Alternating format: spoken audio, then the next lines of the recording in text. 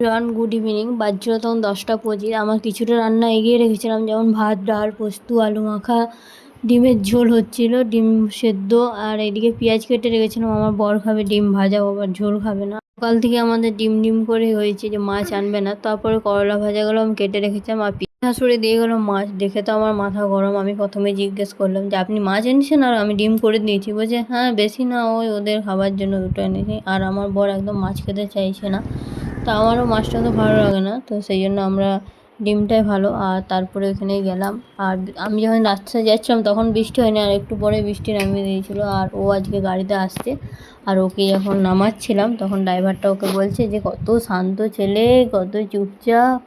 আবারও ওকে আমি রাস্তায় বলতে বলতে আসছে, আর ও হাসছে, আমার তুই কত শান্ত। আর এখানে সেরকম কাদা দিয়ে ওকে কলে নিয়ে নিয়েছি, যে জুতোটা এরকমও কাদা লেগে গেছিলো, তাও ওখানটাও চলতে পারবে না। আর তারপরে এসে ওকে স্নান টান করে খাওয়াতে বসে গেছিলাম।